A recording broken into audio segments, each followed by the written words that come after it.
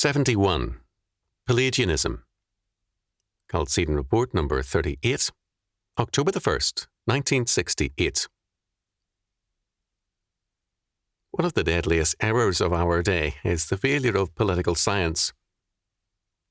In the teaching of political science, there is no true doctrine of the state. Indeed, we can say that there is no theology of the state, but only a pretended science. In the ancient world, the state was regarded as a divine human order, and the ruler or his office was divine. The true religion of pagan society was the religion of the state. The word liturgy comes from a Greek word meaning public work. Religion in Greek society was a part of the state's public works to ensure morale. Not the biblical God, but the state was the sovereign lord over man, and his, quote, true, end quote, God. Man, the Greeks held, was a political animal, a creature of the state, not a creature of God.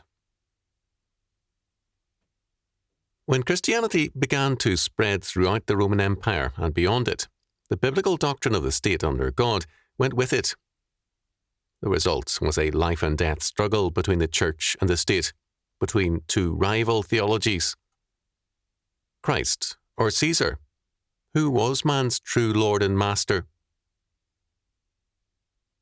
As the persecutions of the church ended and the state had to abandon open paganism, they adopted a pseudo-Christian guise to reassert their pagan doctrine of the state. Arianism, and especially Pelagianism. Our concern here is with this Pelagian doctrine of the state, or the politics of Pelagianism. According to Benjamin Breckinridge Warfield, the central and formative principle of Pelagianism is the assumption of the plenary ability of man. B.B. Warfield, Studies in Tertullian and Augustine, New York, New York, Oxford University Press, 1930, page 291.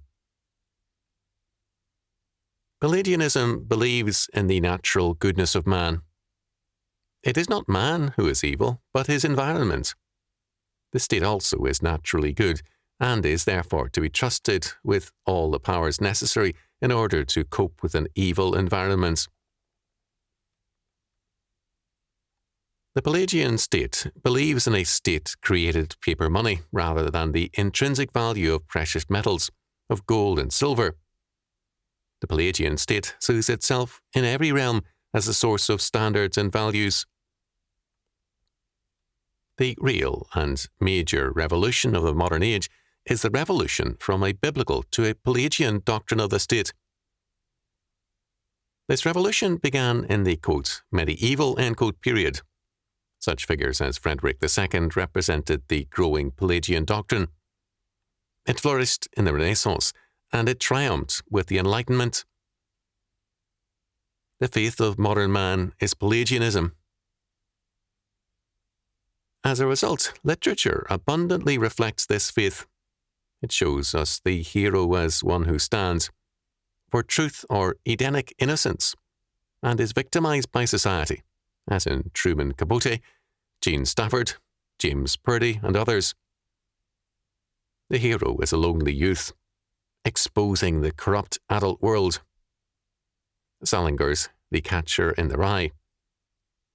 The hero is a well-meaning lover in Nemiroff, Buchner, and Macaulay, or a homosexual in Vidal and Baldwin, whom evil institutions condemn.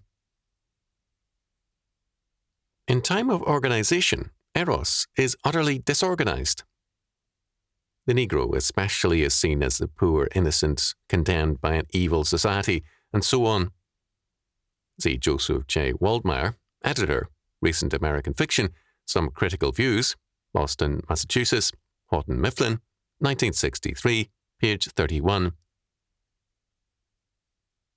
In brief, the more evil or the lower society deems a man to be, the better he must be in the eyes of the Pelagian.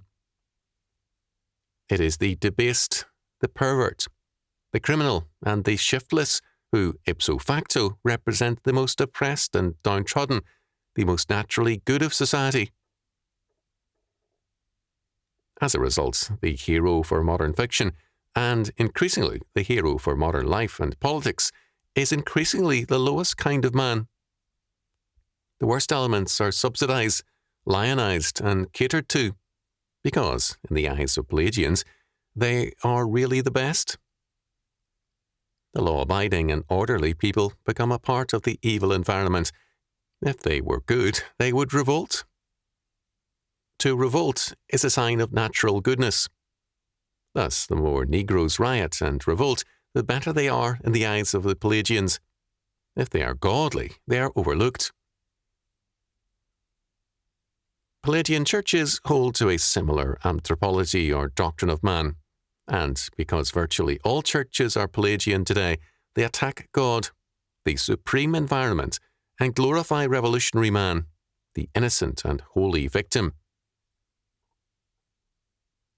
For the Pelagians, the quote, normal end quote, man, that is, the godly, law-abiding citizen, is vicious, perverted, and insane. This is the thesis of the student revolutionists and of Herbert Marcuse. Ronald D. Lang, a British physician and psychiatrist, in a book highly praised by the Los Angeles Free Press, writes, "The condition of alienation, of being asleep, of being unconscious, of being out of one's mind, is the condition of the normal man. Society highly values its normal man. It educates children to lose themselves and to become absurd, and thus to be normal. Normal men have killed perhaps 100 million of their fellow normal men in the last 50 years. Dr. R. D. Lang, The Politics of Experience, New York, New York, Valentine Books, 1967, page 28. If you are a Pelagian and believe this, you will then believe that it is the duty of all good men to revolt against the society of normal man and to work for its destruction. This is the faith of the New Left as well as the Old Left. Stoughton Lynd, in The Intellectual Origins of American Radicalism, makes it clear that he has an unqualified trust in the natural goodness and perfectibility of man. The same Pelagian faith governs present political action.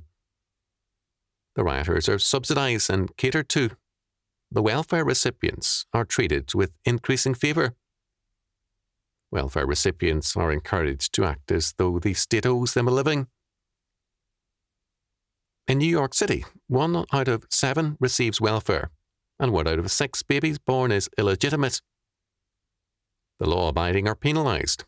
They are taxed heavily to subsidize all this. Pelagianism, being sympathetic with evil, cannot cope with violence because it provides a justification for violence.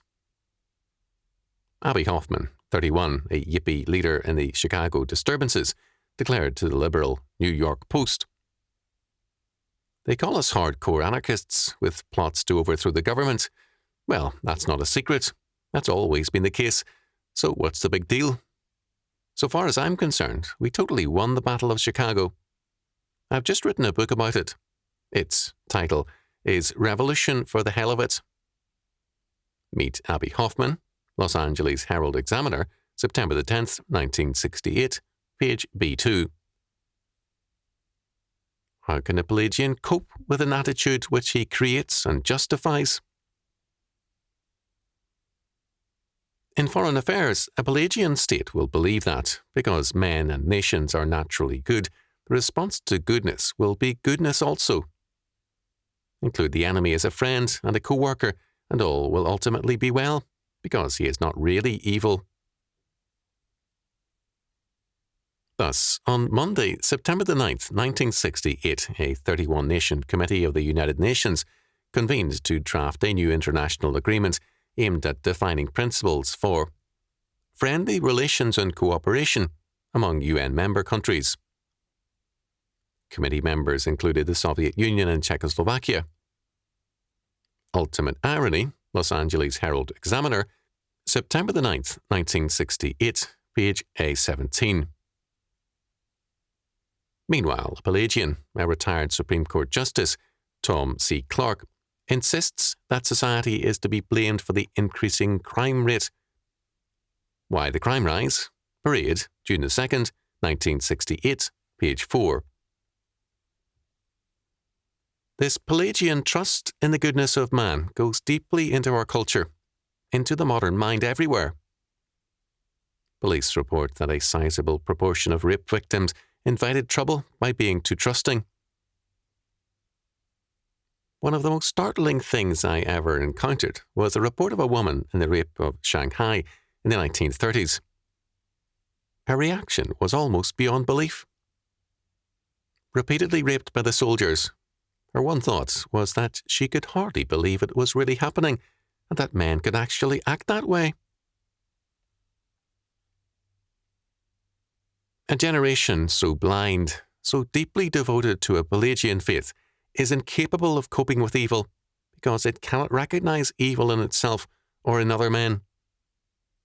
Its inability to see evil leads to a radical trust in man and in the state. Evil is continually projected on the environment. If the state becomes so evil that its evil must be cited, then somehow the state has become a part of the corrupt environment.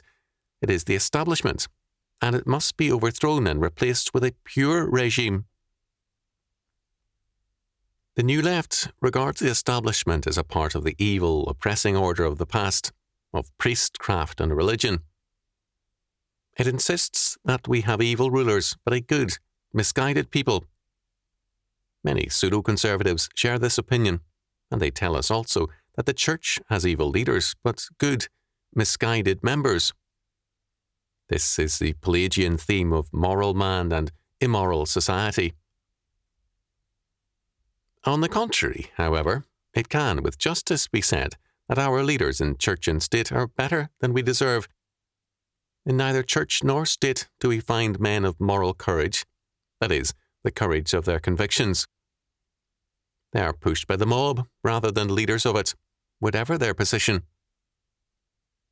We have today the fruit of generations of statist education, arrogant Pelagian man. The statistics of our world and of the United States are interesting. All elements, that is, the various age groups, are Pelagian on the whole. They differ only in their intensity and dedication. In the closing years of the last century and the early years of this century, there was a high birth rate. There is thus today a sizable element of the population of retirement age. The generation between the wars represents a lower birth rate. From World War II to the later 1950s, there was again a high birth rate. In terms of the death rate, by 1970, the great majority of Americans, and this will be true in other countries also, will be under 25. The erosion into permissiveness and radical Pelagianism has, meanwhile, been rapid. Our more astute politicians, the Kennedys, McCarthy and others, have had their eye on this rising power, and they are more governed by it than able to govern it. The Pelagian state, by its philosophy and education, creates a mass man, a mob. It begets the new barbarians and scientists. The new barbarians assume that all the heritage of the past is simply a natural resource which simply exists. What is not desired can be destroyed, and the rest will remain. The new barbarian refuses to believe that each generation must accept and develop a tradition to retain it. Recently, I have encountered a number of cases of hippies from excellent families who despised and rejected the establishment, including education. Apart from reading revolutionary writings and demonstrating, their education gave them no competence whatsoever. Many received good grades also from sympathetic professors. Faced suddenly with a girl and a baby to provide for, a licit or illicit family, they found themselves incompetent for any kind of work. The reaction is either a mental tailspin or wilder revolutionary involvement. And why not? More and more have come to believe that work is obsolete, that man can now provide total security and welfare by means of a truly human social order. Failure to do so is an ugly plot by reactionaries. The Pelagian mentality is a departure from reality, and the Pelagian state inescapably pursues a suicidal course. The desperate need is for Christian, for biblical statecraft. This means establishing our concept of the state, among other things, on the biblical anthropology, on the doctrine of the fall. Neither man nor the state is to be trusted. Sovereignty is essentially an attribute of God alone. The state and man can only handle limited power and limited liberty. The supremacy of law, God's law, must govern every sphere of human activity, nor can any sphere be divorced from God. Church, state, school, work, art, science, agriculture, society, and all things else must be under God, or else they are under judgment. This, then, is obviously a time of judgment. Equally obvious, we must make it a time for reconstruction,